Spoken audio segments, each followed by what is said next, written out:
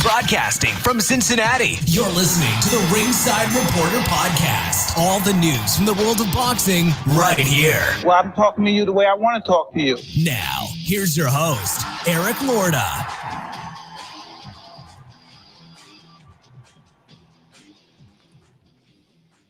And we are live. Welcome to the Ringside Reporter Show, where we talk about the latest boxing news. If it's related to boxing, we'll talk about it here.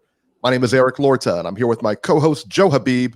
And we have a great show for you today. And as always, if you want to call and ask questions, you can call in right now at 323-870-3857. And we'll be here till about 8 or 8:30 tonight. And today, we're going to talk about, Beeb.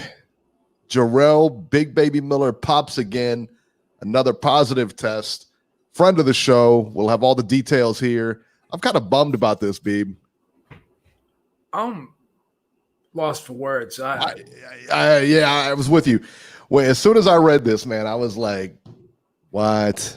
Again? How many? What was this guy, like Charlie Sheen? He gets like 50,000 chances? I mean, right, really? Yeah, like, I just can't believe. Awful. And Beeb's boy, Oscar De La Hoya, at it again. And we'll tell you what his latest nonsense is this time. But I tell you what, first, we're going to get started with Miguel Berchelt versus Eleazar Valenzuela. Berchelt wins by TKO in the 6th round over Valenzuela. This was, I'll tell you, a one-sided beatdown from start to finish. Valenzuela was game, but at no point was he in the fight. At no point did he have a shot at winning.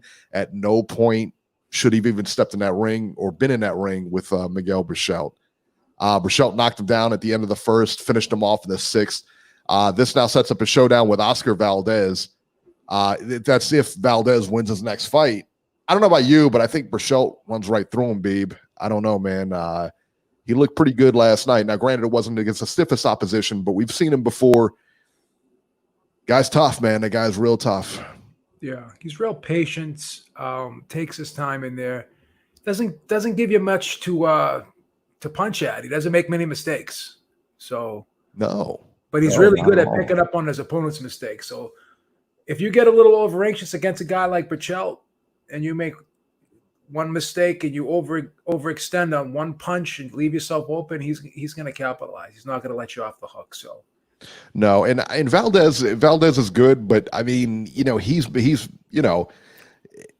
been knocked down before and everything like that. And he's shown the ability to be caught, put it that way. And he's also shown the ability to come back after he's been caught. But, for me, I think Berchelt is just going to be way too much for him. It'll be an interesting matchup. It'll be a very interesting matchup. Do you think, who do you like in that? Who do you favor there? I would favor Berchelt, but I don't think it would be an easy fight for him. You don't think it's going to be an easy fight for him? I don't want to sleep on Valdez. You think Berchelt knocks him out, or you think it goes to a decision? I could see it going the distance, to be honest with you. Okay. I could. Carlos Cabrera in the chat says Valdez is too small, not enough power either. I got to go along with it, man. Go along with it for sure. Berchelt is right now. I think he's the guy right now in that division. So we'll find out though. Yeah. Also too, so Top Rank this week, they were really hyping up the Maloney brothers. We kind of heard about this all week. The hype job, not hype job, but they did a hype job on the Maloney brothers. I don't mean that they're hype jobs. I just meant that they're hyping them up. They're very good fighters. Andrew Maloney versus Joshua Franco. The upset of the week here is Joshua Franco beats Andrew Maloney in a close unanimous decision by the scores of 115-112, 114-113 twice. Franco dropped Maloney in the 11th, and that definitely seemed to be the difference in the fight. Franco came back, toward the end of this fight, he really started coming on. But Maloney, it was one of those things, man. I tell you, Maloney is it was a close fight. Definitely had Franco winning, but it was a close fight, as indicated with the scoring. Chakal texted me after this fight, or like it was during the fight, he said, "Man, Maloney sucks." I guess he had put money on I Maloney. feel bad. He's always betting on the fights, man. That was just so funny, man. When he texted me, I just started. You know why laughing. I feel bad? Because he texted me before the day before the fight, and he asked me who I liked. and I liked Maloney. I knew. He did the same thing to me, and I told him, he was like, "What do you think about this fight?" I say, "Yeah, I like Maloney in this fight." You know. But I have to disagree with you on one point. I didn't think this fight was close. Really? Nah. Oh wow. I thought Franco won about maybe 8 rounds in this fight. Yeah. Well, I mean, like I said, man, it's I tell you that, and if you look at the scorecards though, that knockdown was pretty much the difference, no? It was, but I disagree with the scoring. Yeah. I thought you could argue that Franco won at least 8 rounds. Arguably not, arguably 9. Yeah. Outlaw just said 8-4 Franco. Yeah, Outlaw just said 8-4 Franco. Yeah, I had 8-4. But Franco's the house fighter at the bubble, I mean, that's where that's what they're calling it, the bubble, right? That's where they fought. Yeah. That little empty studio or wherever they're at. Yeah, so he was the house fighter at the bubble, so he's gonna get the benefit of the doubt. Do you know what was amazing to me is watching the two brothers fight and seeing how different they fight? Because you would think because they're twins, they're brothers, they train together, they would have some more similarities. But Andrew Maloney, with all due respect, he looked lost on the inside. You know what I mean? And what was the other brother?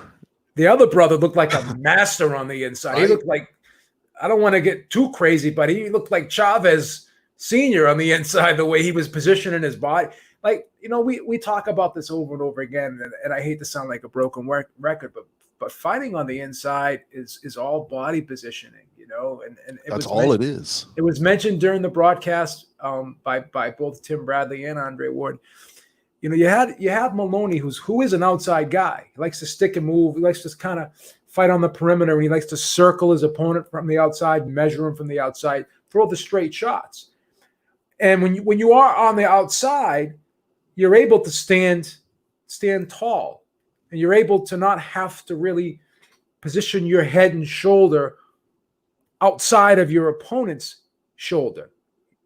So you can have that body positioning, but the problem is a lot of fighters who just don't know how to fight on the inside, they keep that same body positioning when they go up close. It's like a sniper. When you're a sniper, you're using a long AR-15 to hit your target from 500 yards away.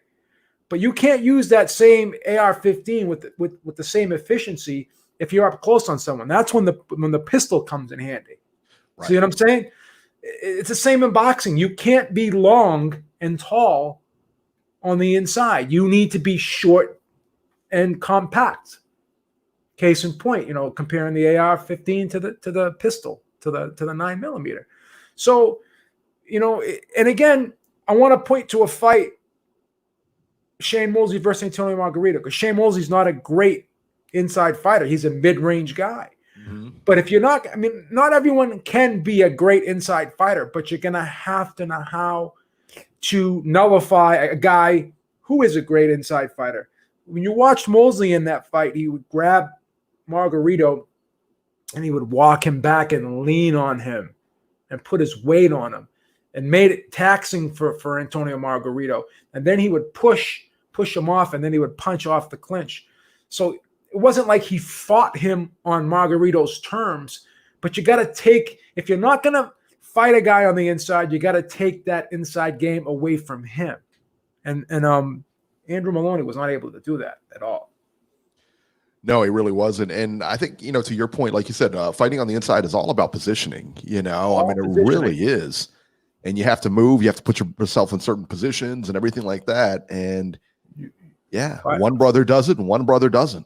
You fight tall on the outside and you fight small on the inside. And Maloney was fighting tall on the inside, and that was his detriment in this fight, in my opinion. Yeah, for sure, man. Now his other brother fought a couple days later, Jason Maloney versus Leonardo Baez. And Jason Maloney looked really good against Baez. The body punching did him in. It was the body work by Maloney. After the 7th round, Baez couldn't continue, so Maloney wins via TKO. Talk about the other Maloney here, Jason Maloney here, and the inside. Now, the biggest difference, obviously, were the inside. One brother goes inside, one brother doesn't. He looked good here. He looked really good on the inside, yeah? But also, Maloney was switching things up a little bit because he could fight adequately enough on the outside to hold his own on the outside as well. Yes. But his bread and butter is on the inside. But he can still, fight adequately enough on the outside. Whereas, with all due respect to Andrew, he had zero inside game, and he had no way of stopping Franco's inside game. But yeah, Maloney, picture perfect, sat down, bent his knees, sat down, tucked his chin, got really low. And again, he was stepping around Baez, stepping around on the outside of his shoulder, wrapping the punches around, wrapping them around the elbows. And that's what you got to do. It's all about positioning, and you got to know how to dig those shots into the body. And also too, he was shortening up the hook upstairs on the inside very well too. The difference between Jason and Andrew is Andrew was only fighting one way and could not switch things up. Jason was throwing everything but the kitchen sink at this Baez kid, who was pretty tough in his own right. He could fight a bit too. He wasn't a novice in there at all. Wasn't there for a payday. No, but Jason Maloney, he showed us a little bit of everything in that fight. He was extremely versatile in that fight, which was stark contrast to his brother Andrew. And you know what? I didn't notice this. Do they have the same train? They have the same trainer? Or they have different trainers? I didn't even pay attention. I didn't pay attention to it either. My guess is that they have the same trainer. I don't know. But that's my guess, I would assume so. I would think that Andrew needs to switch trainers, you know what I mean? And find somebody that either he's got, or it could just be he doesn't want to fight on the inside. Yeah, I don't know. Well, he needs to talk to his brother. And again, some guys are just not going to be Chavez Sr.-esque type fighters on the inside. Yeah. But do what Shane Mosley, add a wrinkle to your game where you're able to take the inside game away from somebody else and fight the fight on your terms. Like Muhammad Ali knew how to nullify guys on the inside, albeit he would grab them and pull them behind the head and got away with it. Control. Hey, head control. That's how you do it. That's the first rule of defense. It's head control, But he would nullify guys on the inside. Yeah. Insane, man. Floyd was great Floyd could fight on the inside, but he really didn't like to because fighting on the inside brings more risk, and Floyd is not a risk type fighter. No, he could fight a little bit he could fight pretty well on the inside when he wanted to, but he knew how to tie guys up. And Floyd was a lot stronger than people gave him credit for. He would hold guys and really knock them up. Strong guy. I mean, listen, man, you do this day in and day out and stay in that kind of shape.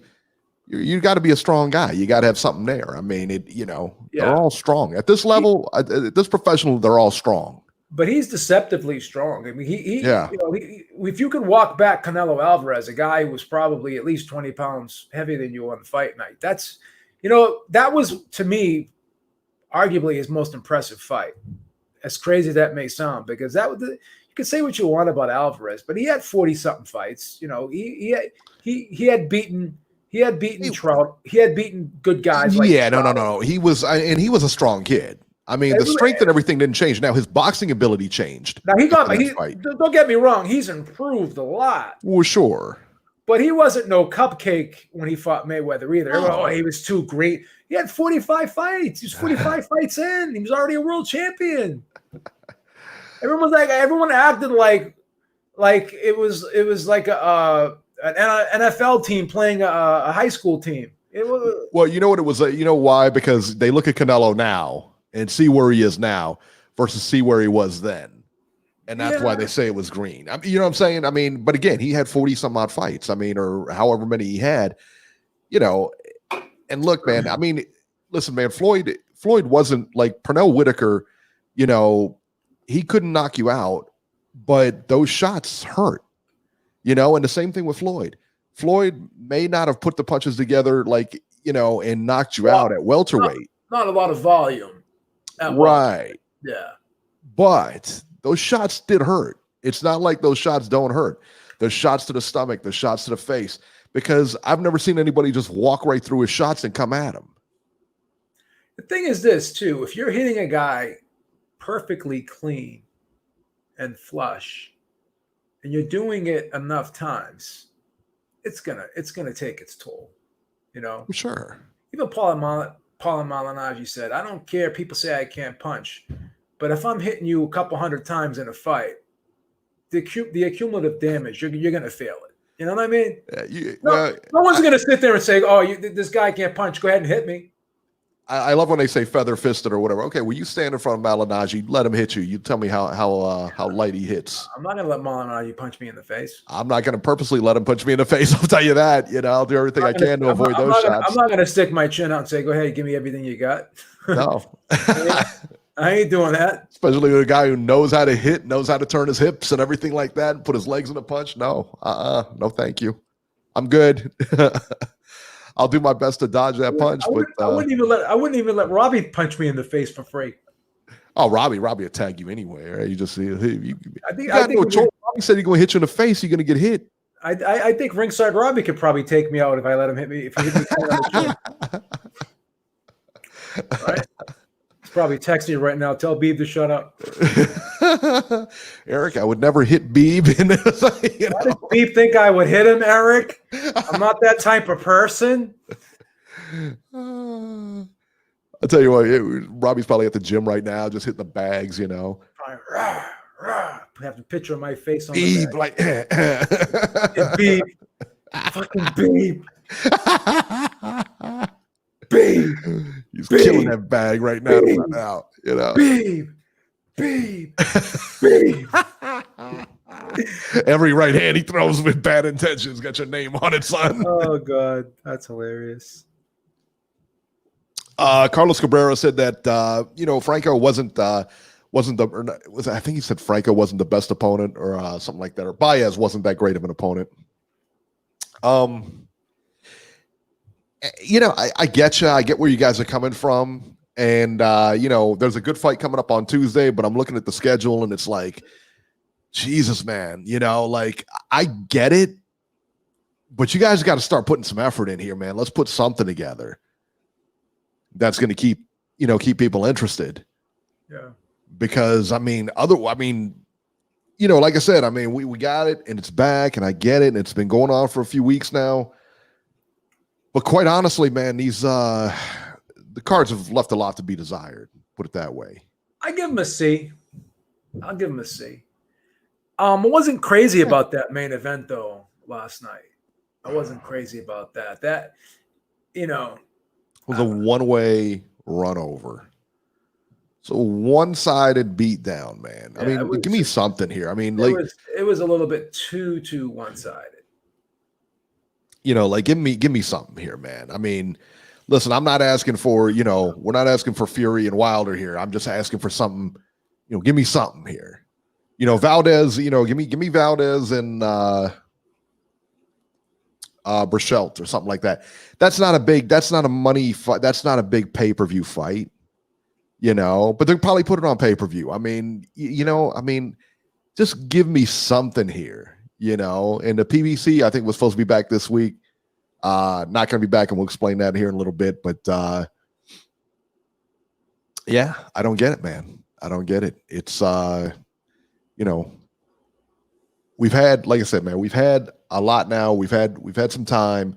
Start putting some fights together. White Povetkin is coming up, but I'm not real interested in that fight, to be honest with you. I'm not.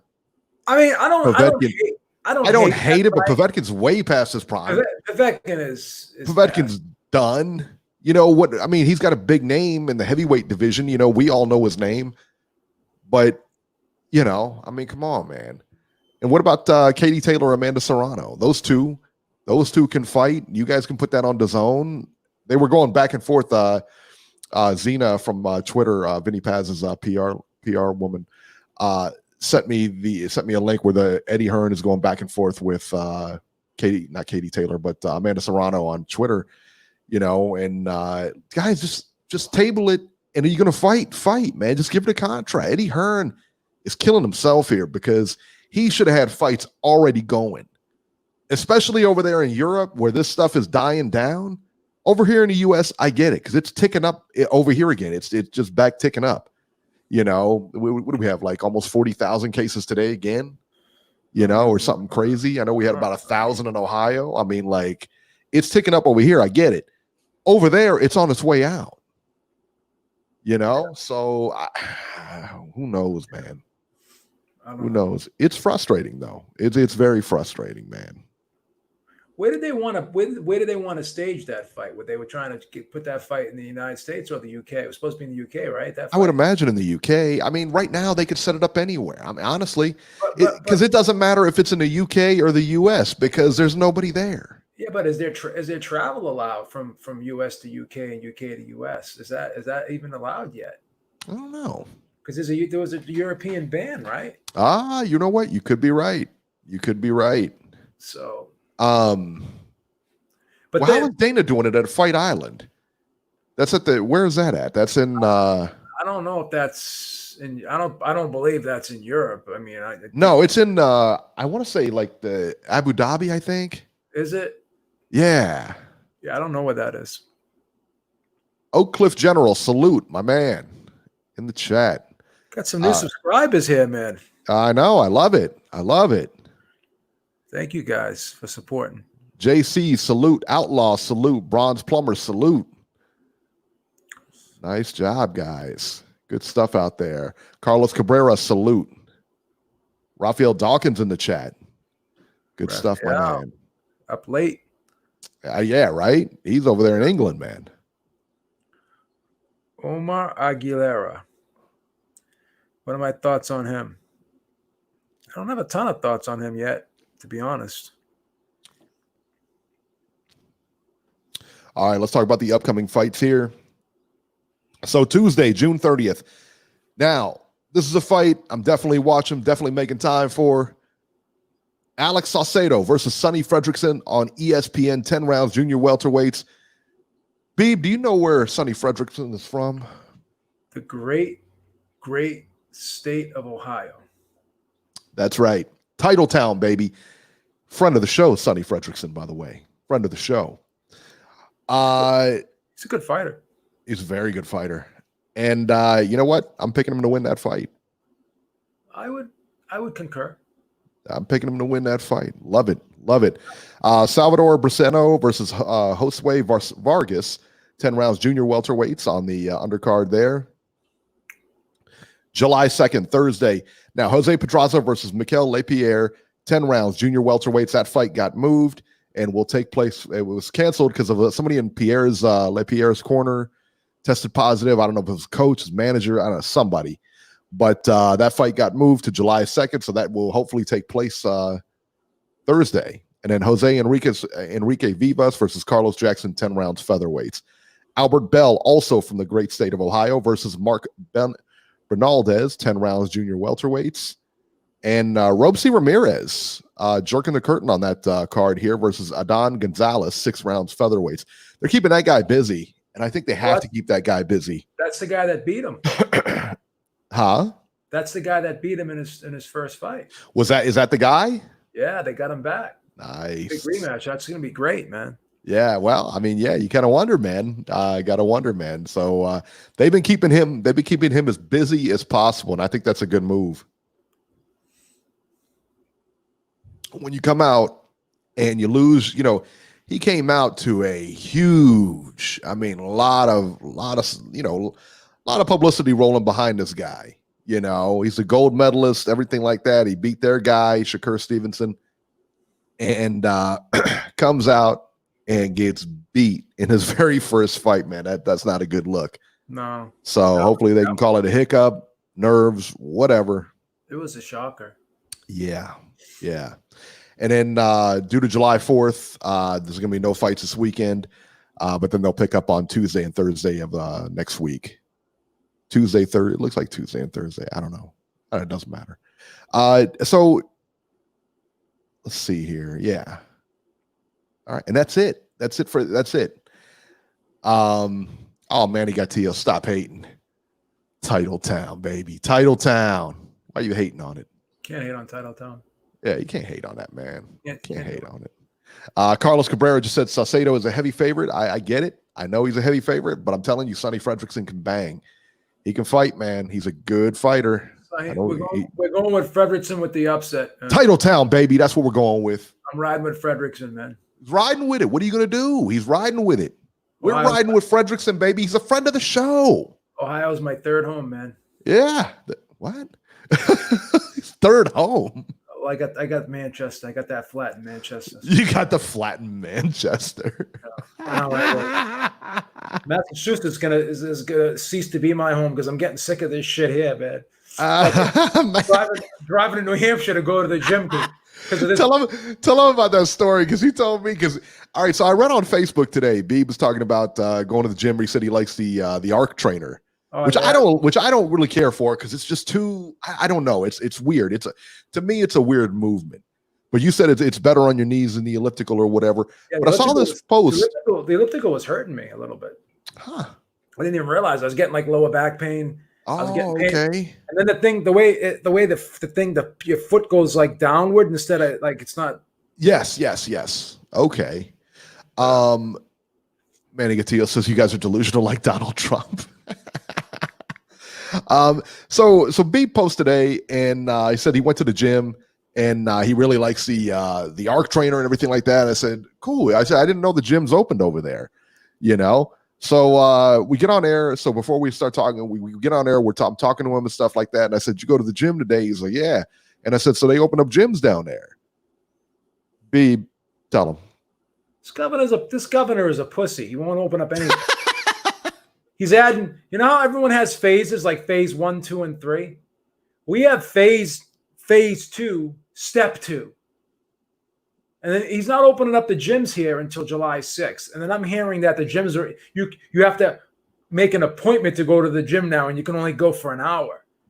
I'm like, what is this freaking cupcake shit? Come on. What do you say? You can only go to the gym for an hour? That's what I'm hearing. I hope it's not true, but I'm hearing that they're only going to let you go for an hour, and you got to call. And how long do you go to the gym for? Honestly, yeah. Sometimes if I have the day off and I'm not really doing it, I can stay 3 hours easy.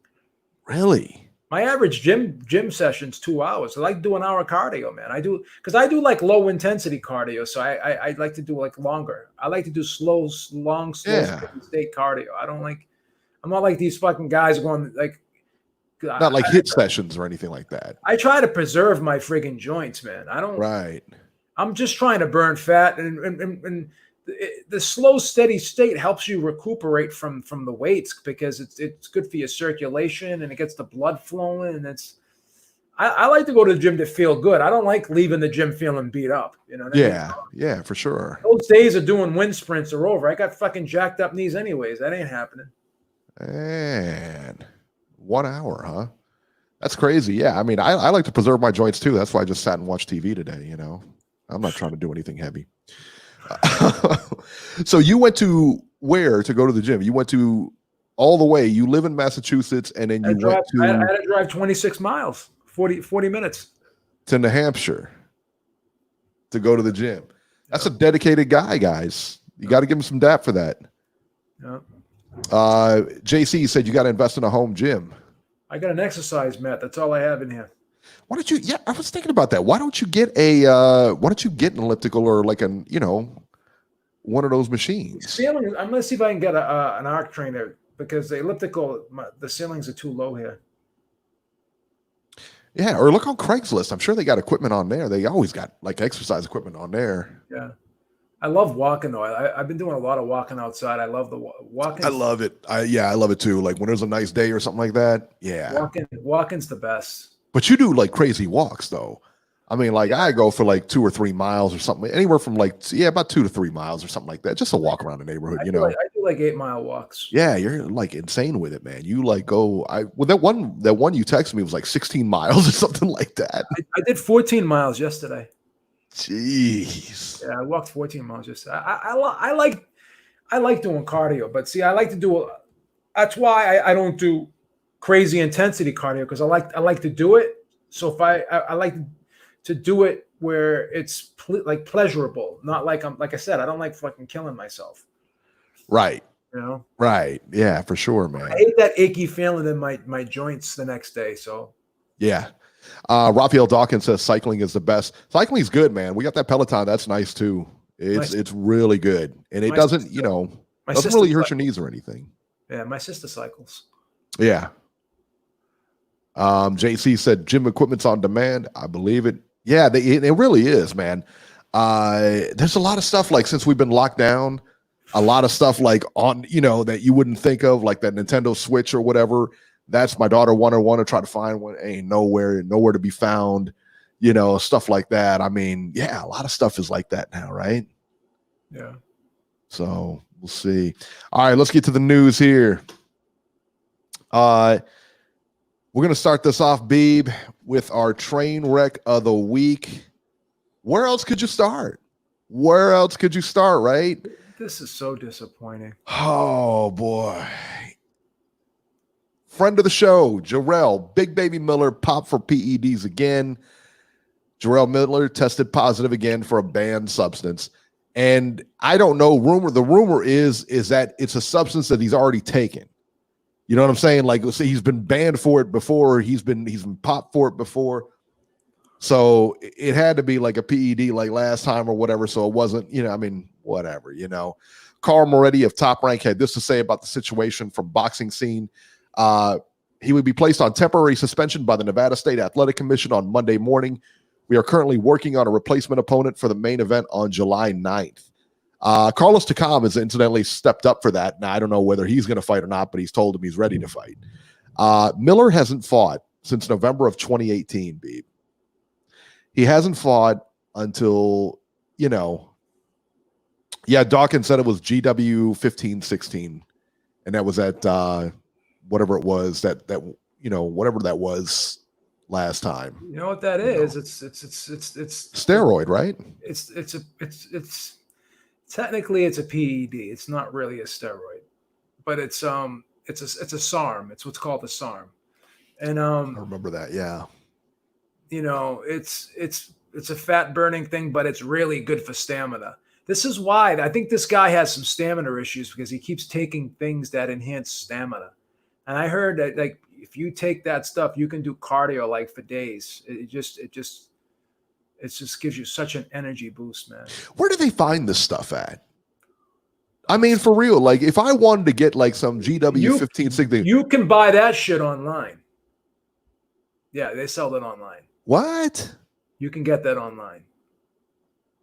No, really? Yeah, I found it online. So isn't it like an illegal drug or something like that? It's a SARM, yeah. It's a SARM. So when you say, okay, so like, but is it like illegal? Like I could like cocaine or something like that, or like I couldn't buy like steroids at GNC. SARMs, I think SARMs are legal, but they're not legal. They're not allowed in competition. Gotcha. They're different. They're different than steroids. Gotcha. Yeah, you can buy SARMs. That's crazy. So he's doing this for endurance and probably lose weight and stuff. What a SARM is it's called a selective androgen receptor modulator. That's what a SARM is. So crazy. Raphael Dawkins says he probably gets into the gyms he works out at. Bodybuilders hook him up, Claudio Monorail says dark web. Bodybuilders don't really use SARMs; they use steroids. A lot of them don't use SARMs. Some of them they wouldn't have a reason to. I wouldn't think. Yeah. He said Carlos Cabrera says a lot of legal pre-workouts have these in them. No, you're not gonna find this in a pre-workout, bro.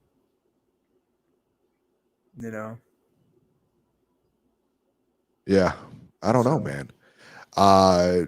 Manny Gatillo says he got in the same place Canelo got his.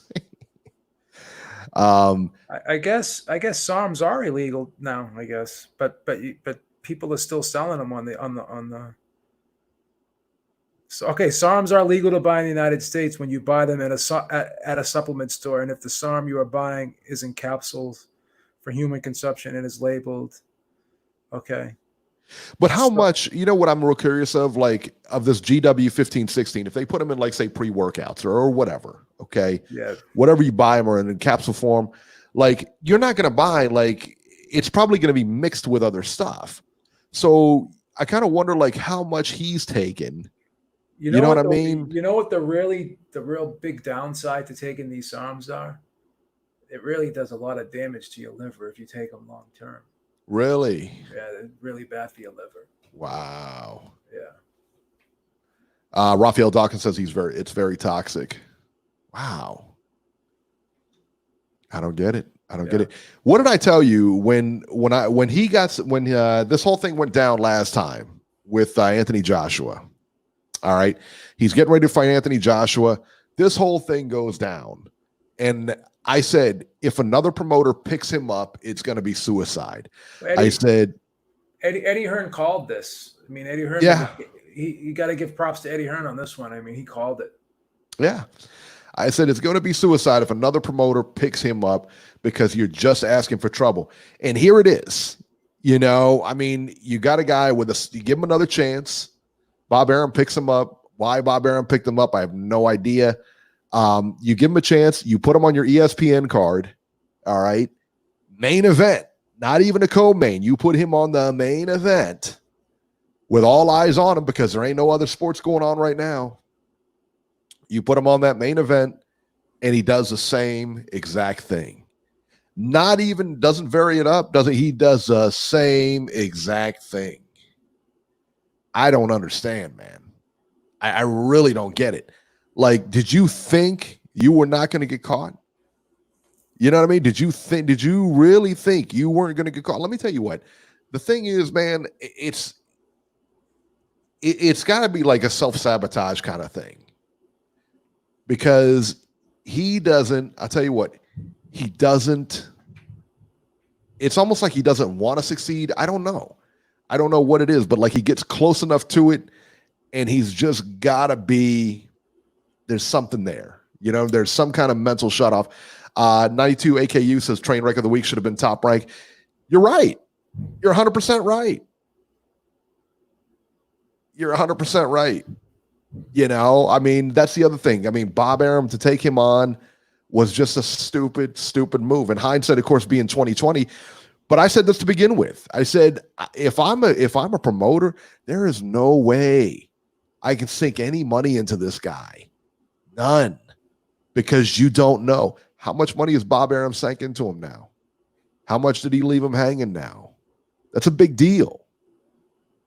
I mean, what were your thoughts? I mean, what are your thoughts on this? And you're talking about a lifetime ban.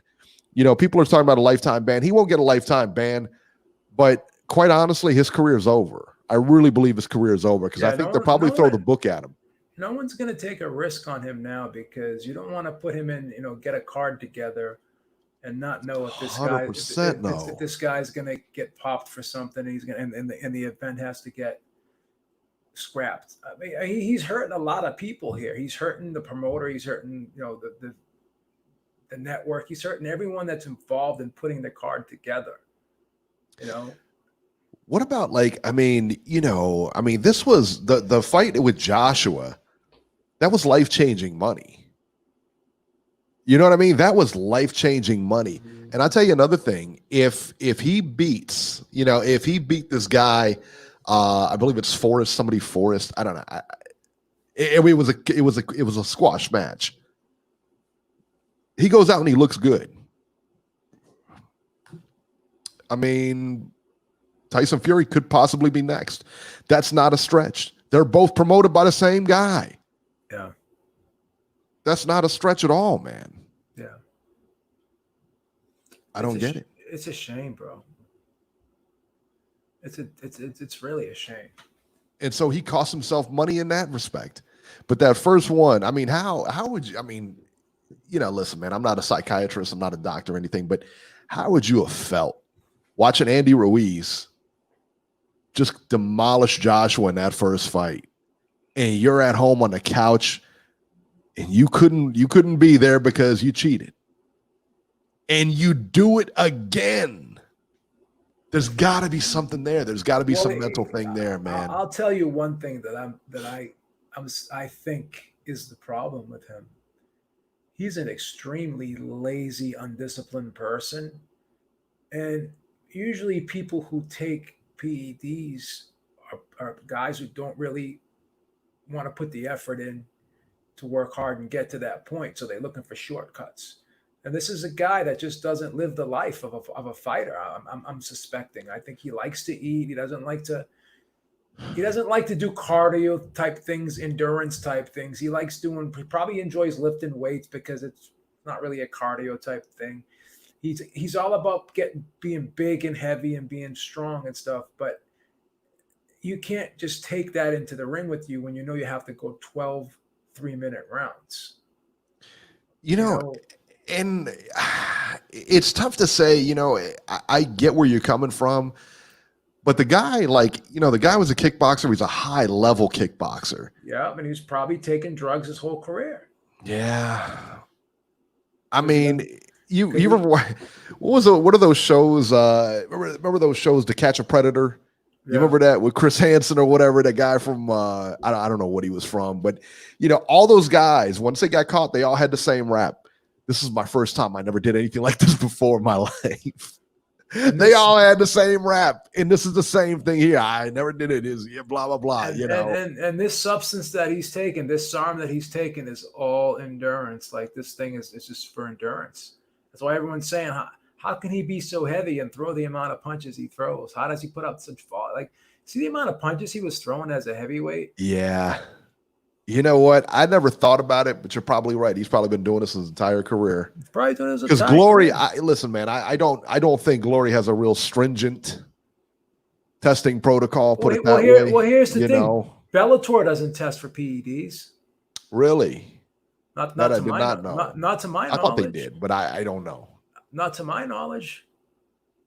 Look at all those years Fedor was fighting in Pride and Bellator. They started suspecting him of being on PEDs, Maybe that was the reason. Maybe that was one of the reasons why he didn't want to go to the UFC, because he didn't want to get tested. He didn't want to get tested. Who knows? I'm speculating, of course, but Yeah, Bronze Plumber says that he got popped in kickboxing previously. So there you go. Yeah, and then Raphael Dawkins. Yeah, one time. I don't know if he got busted. Dawkins said multiple times, but I only heard of one time he got busted in kickboxing. But again, I could be wrong. I don't know. Yeah. OH, what's going on? Ohio Runs Boxing in the chat.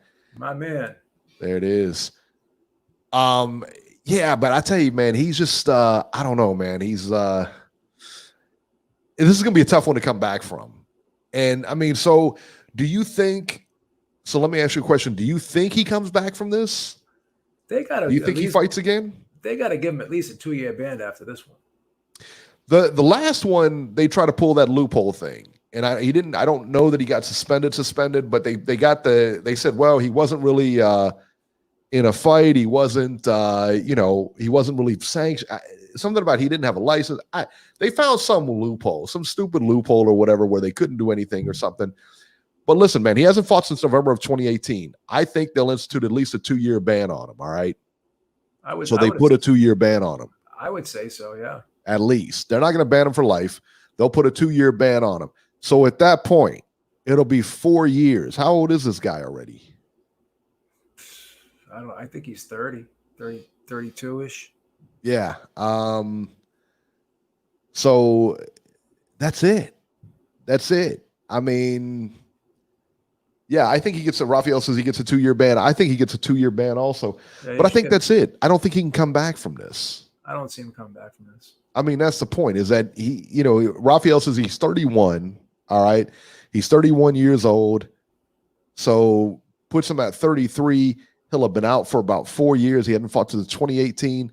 He'll be out for 4 years. You know, I mean, you got 2 years on the couch. I mean, really, seriously, like his career's done, son. And then nobody's going to touch that guy. Nobody is 100%. Nobody's touching that guy. Eddie Hearn's not going to give him a second chance. Bob Arum's not going to. No big promoter is going to give him a second chance. No. And good luck. He's toxic now.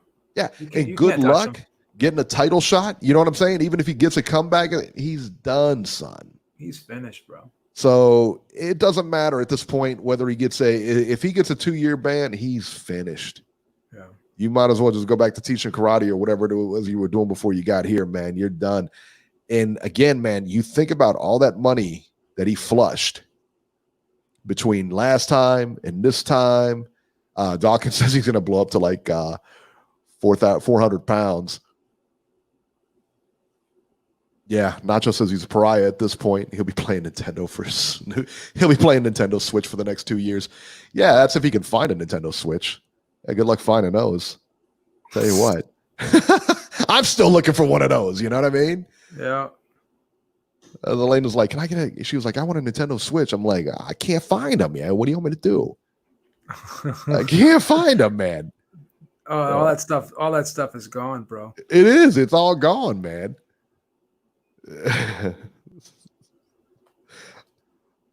Ohio Runs Boxing says sex is his only way out. He's going to be the next Ron Jeremy, I guess. I don't know. Amazing. It's amazing. All right. Bro. Let's go to the phones here. 773. 773, you're live. Guys? You know what? When he failed his first drug test from Chicago. Hey, what's up, man? Nothing much. I heard about this news and had to chime in. When he failed his first drug test and they only gave him 6 months, I was shocked. I'm like, that's a slap on the wrist. For the cocktail of drugs that they found in his system, and he only got 6 months. I mean, most boxers, they only fight twice a year, once every 6 months. So it's really it's not even a big deal. So I was shocked with that, and I was also shocked because I'm assuming he's been on it his whole career. I'm assuming the drug testing stringency wasn't that strict in his previous fights. So he was able to get away with it, and all of a sudden the drug testing picks up a little bit, and he's failing drug tests left and right. What a coincidence. So I think they should be drug testing all year round. More fighters, even in the lower levels, the ones coming up, not just the when they're about to have a big fight or take their next leap. What do you guys think? Well, you're talking about a money issue there, and I mean, it sounds good on paper to test all the amateurs and stuff like that, but they got to have money to do it. They don't have sanctioning bodies over there and everything like that. The money's a little bit tighter over there than it is up top, So I don't, I don't know. I mean, in a perfect world, yes, but again, yeah, for sure, we don't live in a perfect world. Yeah, I would agree with that. It's definitely not a bad idea, but I love the idea. Not even amateurs. Yeah, it doesn't even have to be amateurs. Just the pros that are mid-tier. It's like the only time he's going to get tested is when he takes that next leap to fight for a title against Joshua. That's when the drug test really started to pick up, I'm guessing. And that's why he got caught. And since he got caught, he's come back and he got more strict drug testing. So it just seems like you're not even drug testing these guys until they get to a big fight. You're telling me all the money in boxing, they can't drug test some of these mid-tier pros, guys on the way up, the Hergoviches, the Gerald Washingtons, the Charles Martins, these type of guys, they can't drug test them all year round. That's bullcrap. They need to cough up the money. Bob Arum and Eddie Hearn need to start paying to get these drug tests to make this sport safe. I don't care how much it costs. Hey, Beeb, how does that go? I'm not 100% sure how that goes. Do the fighters pay for that or do the promoters? And what do you do about mid-level fighters who don't have a big promoter? the WBC is VADA. I don't think that they have to pay for the VADA. I think I thought the WBC took care of that because it's VADA, it's Voluntary Doping Agency, so not the same as the USADA. But you still have to pay for that. I would imagine somebody's got to pay for that. The voluntary is just that you're volunteering to. No, I think I don't think VADA, I don't think that the fighters have to pay for VADA. Interesting. Yeah, we got to check that out. We got to look it up. The UFC, the way they do it is in the UFC, all the fighters under contract get drug tested under USADA. No matter if you're a prelim fighter, you're main eventing, you all get drug tested. I feel like that's how they should implement their drug testing program. Everybody in the ranking should be getting drug tested 3 random times a year, at least something like that. I mean, that's the least they can do because the sport is too dangerous, too risky. But what you got in that 6-month suspension originally? Because when I first heard that, I was like, it's a slap on the wrist. I mean, guys don't even fight 3 times a year, it seems like, anyway. So that was ridiculous. But now, it goes up to me, lifetime ban. Take it easy. Well, I tell you what, I would like to see it. That's for sure. I would like to see a lifetime ban. And thank you for the call, Kevin. Good call as usual. Let's go to, I like a lifetime ban, but it's not going to happen. I think he gets 2 years. I really do. I think he gets 2 years. I believe the WBC pays for the VADA. And then you in turn pay for it with the sanctioning fees and everything like that. Yeah, I mean, that makes sense. The WBC pays for it. All right. Area code 805. 805, you're live. Notch, what's up? Hey, guys. What's up? It's me. Hey, what's happening, man? Nothing much. Just calling in about everything that's been going on lately. As far as Miller, I honestly think they should give him at least 3 years because 2 years is kind of too small of an amount, especially since this is the second time he's been caught. So I think 3 years. Oh, he's not going to drop again. But you guys are saying, yeah. I think it's like you guys are saying. What are you and Georgia use the same phone plan now? What's going on? What do you want, a burner phone right now? What are you on the family plan with Georgie? What are you calling from San Quentin with Georgie? What are you doing? No. No. What are you on? I can hear you guys perfectly fine. What do you mean? Are you on yeah, you're like now? cutting in. You cut in. Are you on cricket? Stop it. No. Stop it. Oh, okay. You use a Boost Mobile? No. You're all right now. You're all right now. No, I don't. I have a. Oh, okay. All right now. So yeah, with Miller, I don't think that he gets a lifetime ban, but I think 3 years would definitely be fair at this point. And then at that point, no one's going to touch him, you know. So, like you guys are saying, he's pretty much done. He might as well just find something else to do at this point. As far as the fights this week, the Maloney, the brothers, I mean, I have to admit, I was a little surprised that the first brother who fought Franco, I thought he had the tougher matchup versus Jason, the other brother who was fighting pretty much a somewhat of a, built-up fighter in Baez, who I'd seen fight a couple of times, but I didn't think he was on the same level as Maloney. I thought that was more of a showcase fight for Jason Maloney for sure. Whereas the other brother who fought Franco, I think they came in completely overconfident. They underestimated Franco and they overlooked him, and that came back to bite him because once Franco, started attacking him and was able to, get into the fight and realize that Maloney wasn't, as he wasn't all that, and he was able to hang with him and then gradually started to take the fight to him. And then, he was able to steal the rounds, towards the end of the fight. And I thought he won the fight based on the last 3 or 4 rounds. I thought he completely took the fight over at that point, and he outclassed Maloney. So that was a huge win for Franco. And it's a big win for Golden Boy too, because that was one of the prospects they signed, and that's another guy that won a world title now. So that's another feather in the cap of Golden Boy as far as like some of these young guys that they signed a few years ago that are starting to develop now into contender / title holders. So that was big for them. As far as the fights this week coming up, I'm definitely looking forward to the one between Fredrickson and Salcedo. I think that could be a war for sure. The only question is that Fredrickson hasn't really fought anybody since he got beat down by, I think I'm saying his name wrong, but it's Ergashoff, the guy he fought on Showbox a couple years ago. Because I thought that guy put a pretty nasty beating on him, and he hasn't really fought anybody since. He's just fought a couple of journeymen. So it'll be interesting to see what that loss. Left, let me tell you something. Notch. That referee cost him that fight. Referee cost Fredrickson that fight. Okay, nobody from Ohio gets beat down like that. Referee definitely cost him that fight.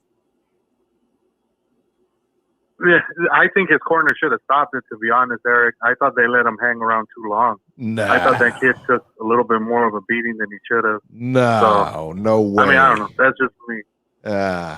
So I thought the ref definitely cost him the fight. I don't know.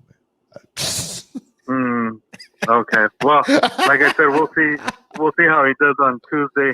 Yeah. We'll see how he does on Tuesday against Salcedo, So, yeah, and the other fight, I mean, it's not a bad reschedule that they were able to put in place for Jamal Herring testing positive for COVID. They were able to reschedule the Pedraza LePierre fight for the main event on Thursday. So that's not a bad rescheduled fight in place. So that should be an interesting matchup as well. But yeah, it just feels good to finally have some boxing back on. Because man, this has been rough. Yeah, 3 months with no fights going. It's like, geez. Yeah. So it's just good to finally see something on television once again. I mean, hopefully the fights get better as time goes along. But we'll see. Oh yeah, and then real quick with the ones last night. I mean, those were all setups for the guys that Berchelt, and then the other kid Aguilar, and then the other kid Picasso. The guys they brought in were just journeymen. Although the guy that fought Berchelt, Valenzuela, man, could that guy take a beating? I mean, he just got pounded on for 6 rounds. And if it wasn't for him finally getting his head snapped back, I don't think the referee would have stopped that fight, because he was just letting that kid take a beating. It was incredible how much Berchelt was pounding on him, and the guy just kept coming and coming. I was like, wow. So that was a surprise, but I kind of agree with you guys. Even if Oscar Valdez does win his next fight and they make the fight between him and Berchelt, I think Berchelt's just too big. You can see it. He's just too big of a fighter for him. Even at 130, I think he'd still have the size and the strength advantage over Valdez at this point. So I'd still pick him to beat Valdez. And yeah, that's pretty much it. I guess I'll talk to you guys some other time, because I'm sure you guys got other callers. All right, buddy. Good call as always, man. Nacho, right. Caller of the year. Thanks. Yeah. Caller of the year, Beeb. Thank you, brother. He is caller of the year. He is caller of the year. I think he's way off on the Fredrickson fight. But, yeah, I think he's caller of the year, man. It's all right. We'll give him a pass on that. We'll give him a pass. Beeb, I'm going to ask you a question. Where do the best callers come from? Ohio? Yeah.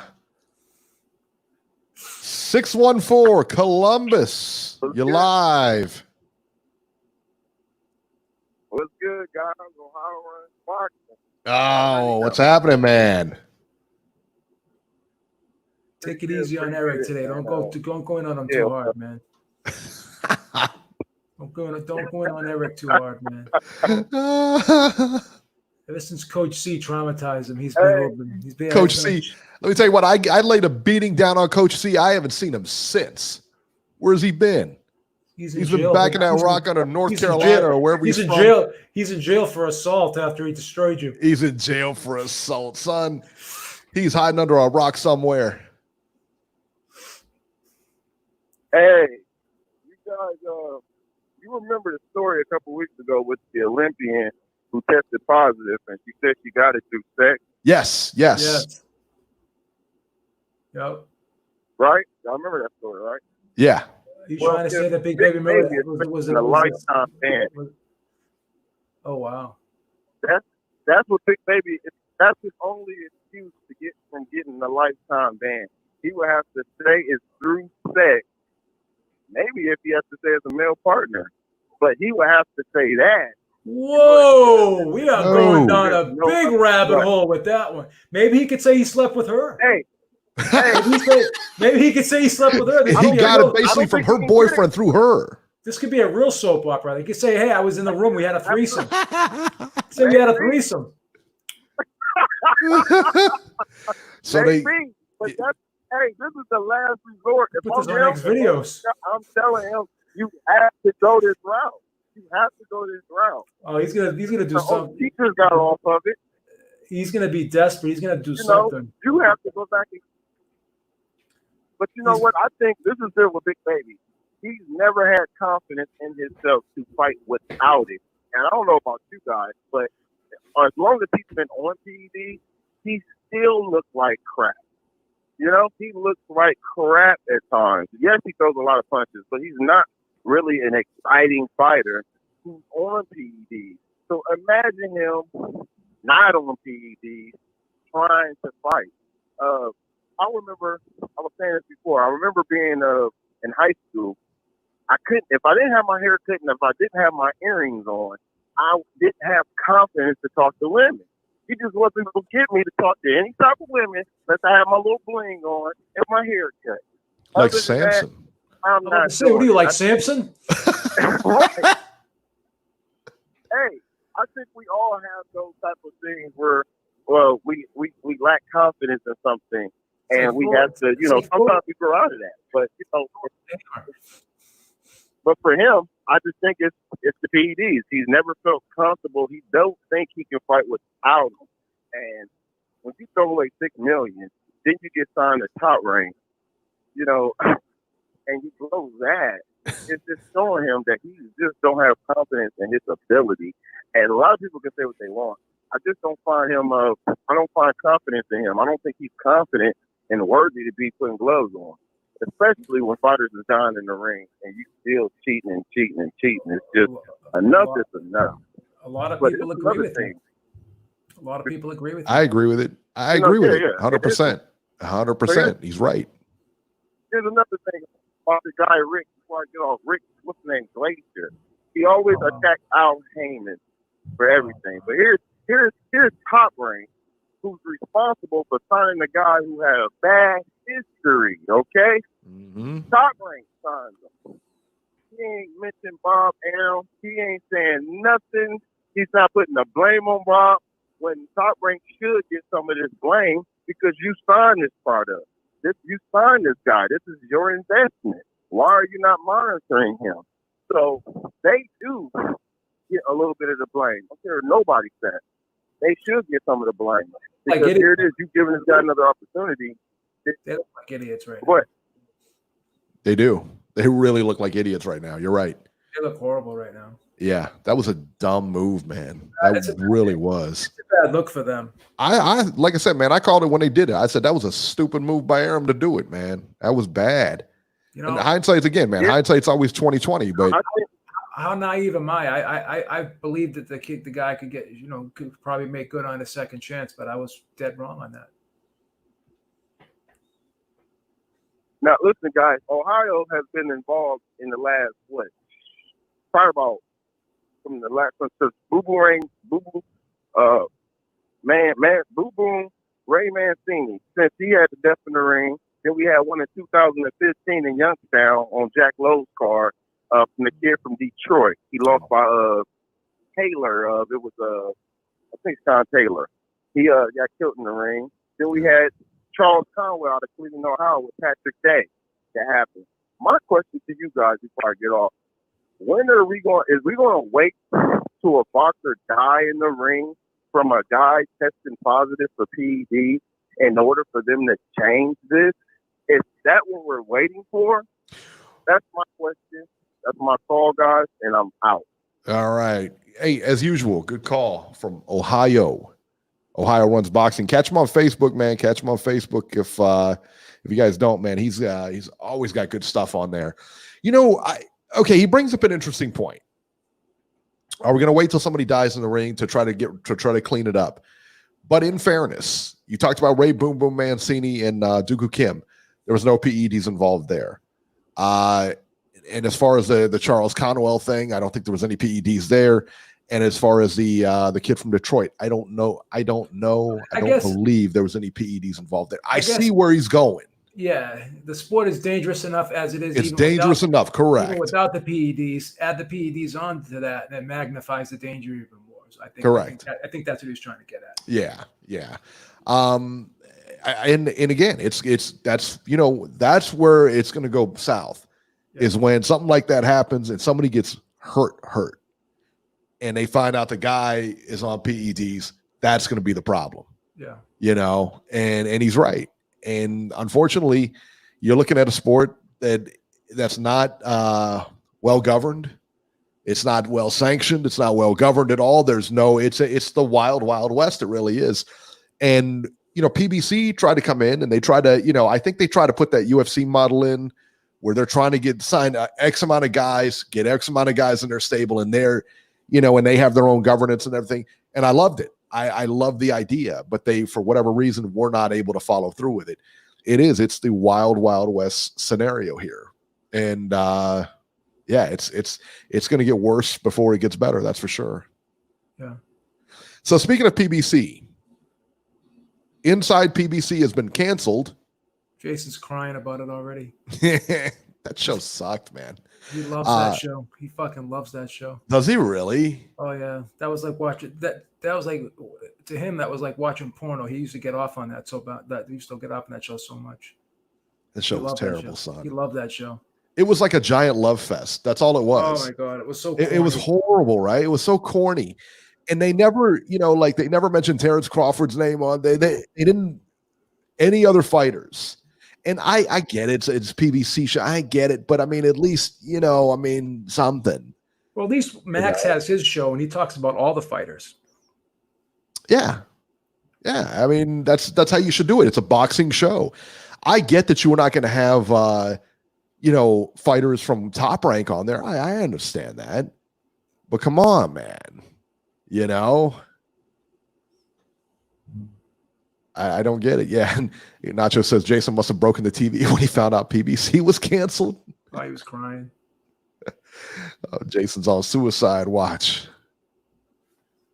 Insane, man. Insane. He was crying. Yeah. So that show's been canceled. I hated that show. I only watched it a couple times. It was so corny.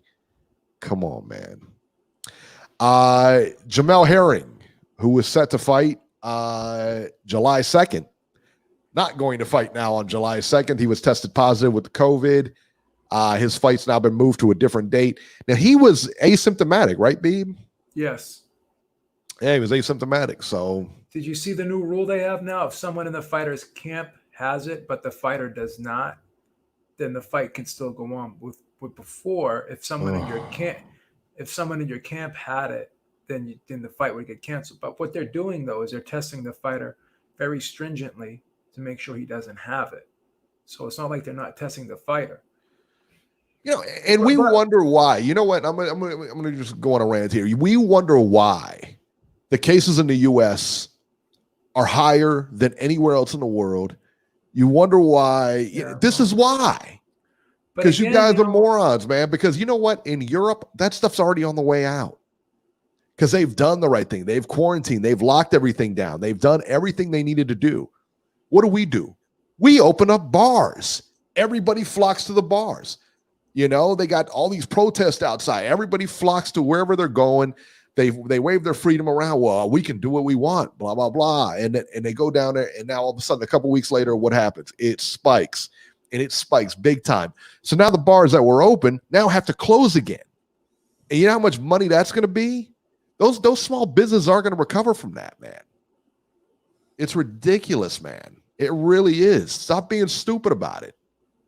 if he's got somebody in there, don't let them fight. You know what I mean? Asymptomatic, because that's what we're gonna do next. Well, if he's asymptomatic, he's okay to fight. You know, I'm telling you, man. Like, stop being stupid about it. It's only gonna be longer. That's all you're doing. Every time something like this goes on, and you find a guy like this, or you try to edit a stupid rule because you want to make some money. Again, it's gonna be worse. It's gonna get worse. But these red states aren't shutting down. They're not going to shut down again. These red states, they're just not going to do it. Yeah, that's why. Hey, look at Texas. Look at Texas. But what was it? 6,000 a day now. Yeah, they're up to. But I will say, go ahead and open it back up. Go ahead and open. The deaths are kind of going down. They're stable. You know why? You know why the deaths are going down, okay? Because the young people have caught it. Because the young people are the ones going out there and catching it. They're the ones getting it now. Wait a few more weeks. Because the young people now are going to transmit it to their parents and their grandparents. I don't know, man. I don't know. You know what I'm concerned with? I'm going to keep an eye on the hospitalizations and the death rate. Because I've been looking at some of the statistics, and the death rate is when you look at compared to the amount of people that have it, the death rate is not that. It's a lot lower than they anticipated. Yeah, I don't know, man. And I still am curious because we're hearing information that if people are asymptomatic, that it's very hard for them to pass to somebody. It makes sense to me. I mean, I don't know, man. I still have a lot of questions about this virus, and I'm skeptical about a lot of information that's come out on this virus. My big thing is I'm concerned about the hospitalizations, and I'm concerned about the immune compromised people. But I think most people that get it, man, I mean, I think they'll be fine with it. That's just how I feel, man. Most people who get it will probably be fine. You're right. But like, you got to check that box. I mean, look, like, grandparents, your parents, grandparents, whatever. I mean, those are the ones you have to worry about. But, like, I mean, again, man, my dad is a prime candidate. I mean, if he gets it, he's got every box checked against him. Yeah. That he may have a rough time with it. I respect where you're coming from. I'm not trying to change anybody's mind at all. If there's people at work that are just very afraid, and they are just extra careful. There was a guy at work, supposedly his son has it, but he was saying that his son doesn't live with them. But then people are questioning that, and there was people at work that were concerned about this. And but I guess he can still come into the office because he's saying his son doesn't live with them, whatever. But some people are still I'd be real concerned about that. They're really scared about it. Like people. I'm not here to. If I don't want to change anybody's mind. I have my opinion on it. Sure. And I'm not going to sit here and try to force my opinion on anyone else. If people are concerned and they want to be extra safe, then that's on them. That they have every right to feel that way. I don't want to be unsympathetic to people's concerns. I don't want to do that. But yeah, when you look at these athletes that have caught it, I don't think any of them have had symptoms. They've all resolved. I just think that healthy people deal with this virus very well. Oh yeah, absolutely they do. And the younger people are going to deal with this very well. And I think like if you or I caught it, we deal with it very well. The problem is, if you give this to your brother gives this to your sister gives this to your aunt or somebody like that. Well, and I don't know. They're saying they're coming out with information, and I don't know if an asymptomatic person can really give it to somebody. I don't know. I suspect it's hard. We don't know. I think that's the thing is that you don't know. I suspect it's very hard. That's just judging by all the other viruses out there, just judging by circumstantial evidence through the history of other viruses. It's hard to catch something without having symptoms. Right. If someone doesn't sneeze on you, then how are you going to get it? Then now they're even saying about the contact, like when you touch stuff, they don't even know if as contagious as they once thought. But the one thing that they are saying is the sunlight. It's not the heat; it's the sunlight that kills it. So, which is odd because we're right here in the middle of the summer. People in the UAE have got it. We're right here in the middle of the summer, and it's not like the flu where it dies down. I mean, it's picking back up. It's weird. Now Roberto Duran has it, but he has an issue with one of his lungs because he got in a car accident and he lost some breathing capacity out of one of his lungs. Yeah. Now you may have to worry about him. Yeah, they expect him to make a full recovery though. Yeah, that was the next story was Roberto Duran actually came down with it. They do expect him to make a recovery, but yeah, that's the other thing too. Like I said, with he's got a little bit of damage to him. He's a little bit older, and yeah, I mean, but I think that he'll probably be okay. Yeah, that's what everybody's saying anyway. That he should be okay. But yeah, it's a tough. It's a tough thing. But when I hear that, people in the camp or whatever. I don't know. I think you're asking for trouble. And somebody in the chat, I think maybe was it Connor in the chat? I don't know. But somebody said, if they keep this up, there's going to be no sports. We don't even know. That's the other thing. We don't even know if there's going to be football. Baseball's coming back. It's a non-contact though. You got baseball coming back, soccer coming back, and stuff like that. But no audiences. And I'm not even 100% sure that we can really do the football thing, the college football anyway. Yeah. You got to bring all those kids back to school. It's going to run rampant. It's already running rampant on those teams. Well, when they were having the big meeting about when the government was talking about it, they were having like the hearing and stuff, and a lot of the senators are like, these kids are very low risk. They want the kids to go back to school. I don't know how you feel about it. Do you want your kids to go back to school? What about the teachers, though? Yeah, what about the teachers? What about the custodians? What about, because those kids may carry this. And there's a lot of moving parts here to just say, okay, we're going to let the kids go back. What about everyone else involved in the school? Because a lot of older people do. Well, sure. Like how old the lunch ladies? Yeah. Well, and you got the custodians, you have the lunch people, you have all the workers there. You have principals and everything. Those are usually older people. Like there's a lot of older they're teachers. Usually older. My aunt, she was a teacher till she was like 60. But again, you take those people and you say, okay, well, they're a little, they could probably deal with it, but then they go home. Yeah. And who knows? I mean, who knows their scenario at home? Well, my concern with the kids going back to school is the elderly people that work in the school. They could be susceptible. Right. And then what? And then, you take college and you put all those kids back there. Again, they have professors and they have all and what happens when, and because it's going to happen. One of those kids is going to die. I mean, how many times does a kid sneeze and you have to tell them, make sure you cover your mouth? Right? Jesus. Schools, let me tell you right now, I can tell you straight up, schools and hospitals, if you want germs, you go to those two places. Those are the absolute worst places on the planet. For sure. I mean, they just are, I can picture them, giving money to the lunch lady, the money's wet or something like, you know what I mean? It's like, it's just, that's kids. That's just kids, man. Yeah. It's crazy. It's craziness, man. All right. So let me tell you this next story. This is funny. Now you sent this to me. Tyson Fury cuts ties with the mob boss, and mob boss was Dan Kinnian. Was it Kinnian or something like that? Yeah. So Bob Arum told let's see here. I told Gareth Davies at the Daily Telegraph over the weekend. I've had a lot of conversation with Tyson Fury, and what we both decided is that myself, Top Rank, and Fury will do all the negotiations in the future. We've talked with Dan, who Tyson and I both love and admire and respect, and he understands that it's best. The negotiations on Tyson's side be handled that way. Both Tyson and I have discussed this with Dan, and he is amendable and satisfied and wished us luck. He only wants the best for Tyson Fury. It's kind of a sad situation, to be honest with you. And I don't know, like I said, I don't know much about Dan Kinnian.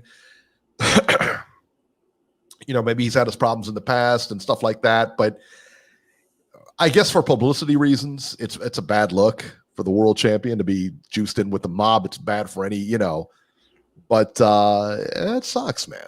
That sucks for that guy. Yeah.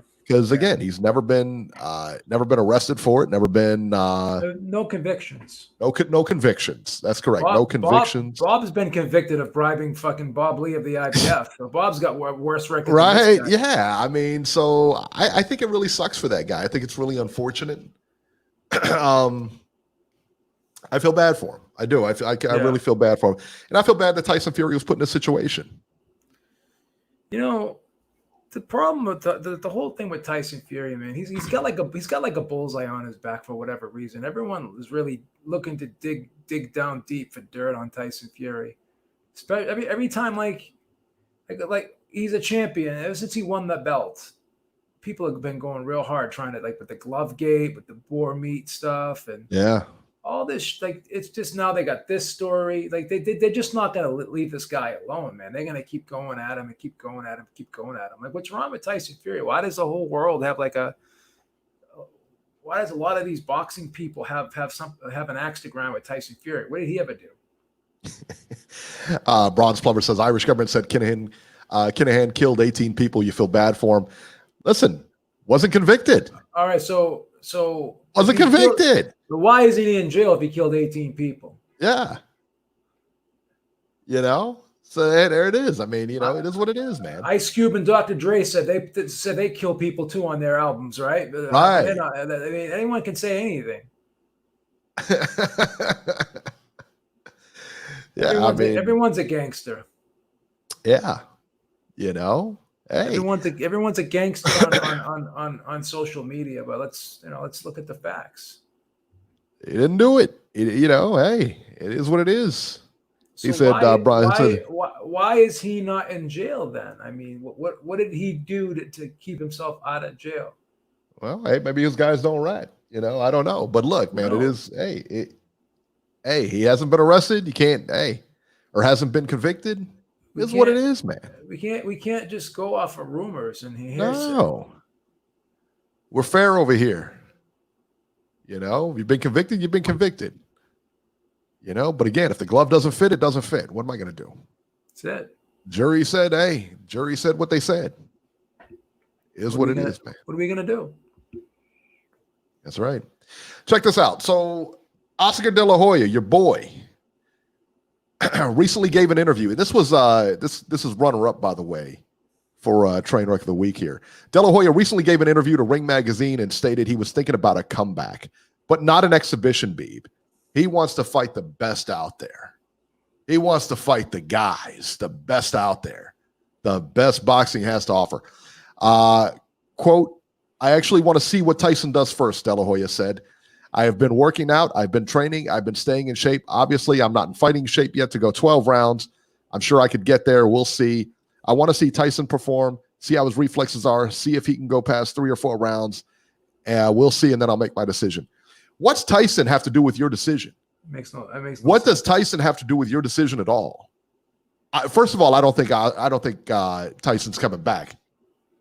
But number two, what does his physical condition have to do with your physical condition? This guy is like a weirdo. He's a complete weirdo. He is the most bizarre human being I've ever seen in my life. Why don't you focus on Ryan Garcia's career? Why don't you focus on Canelo's career? Why don't you focus on that instead of focusing on yourself? Listen, I agree. Ryan Garcia is being a little bit of a diva here, asking for that kind of money in this climate. I get it, but don't call him out on Twitter for it. And listen, I'll tell you what. You want a blockbuster show? Sign on to fight Canelo, because I know Canelo would love to beat the crap out of him. Sign on to fight Canelo. I'll pay for that one. He's gonna lose all his fighters again. You watch. He's already done it once, right?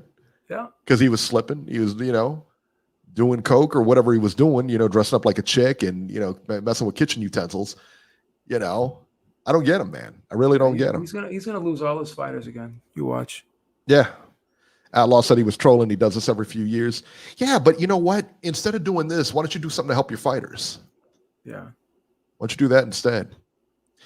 All right, and this was I heard this last week right after we did the show. I heard this last week, and you sent me this article.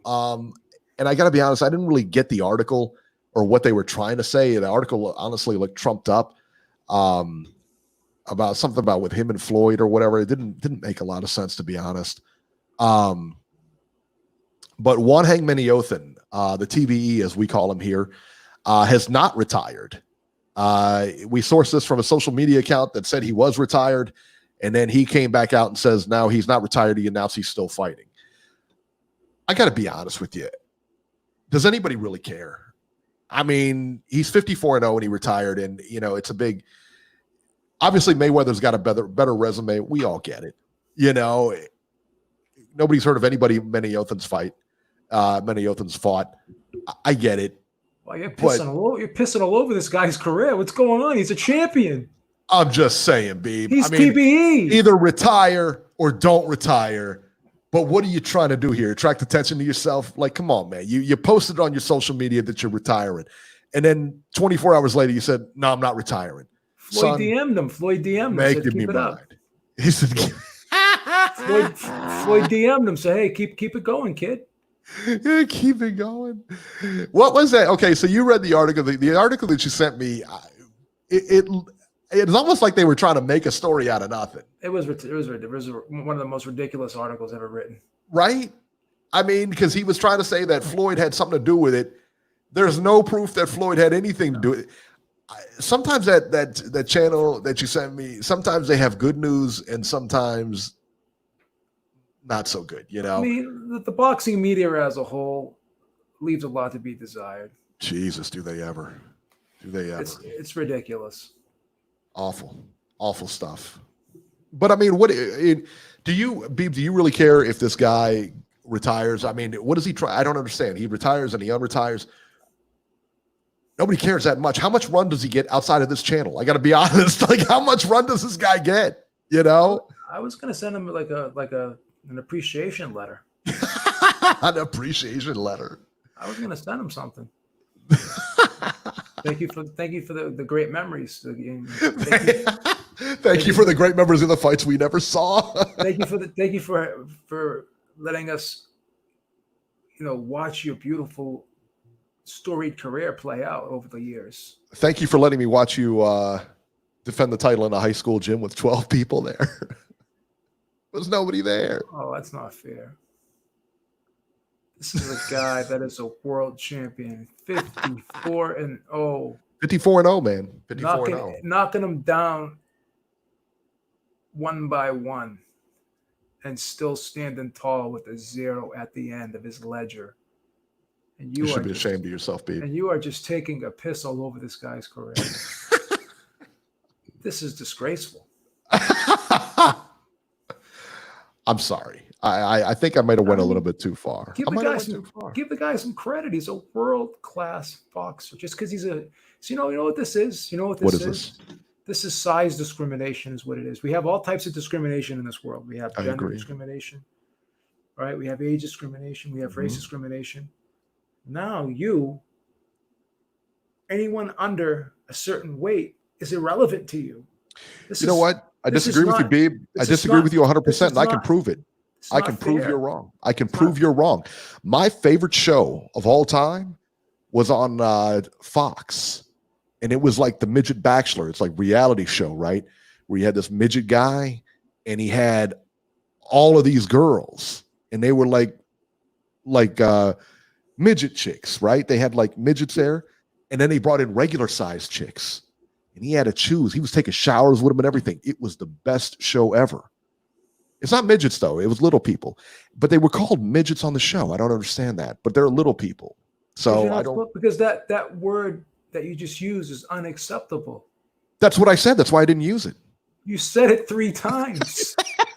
But I didn't mean to. But I corrected myself. I was saying what they said. Okay, but I was saying what they said. I was repeating what they said. All right, but you don't use that word. That's very right. That's what I told you. I told you that before the show. Okay.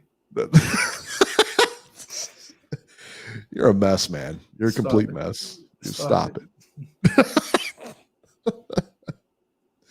Complete mess, Beeb. You're a complete mess. We're going to lose the 3 sponsors we have left. All right. Well, before we do, that'll do it for this. We better wrap this up.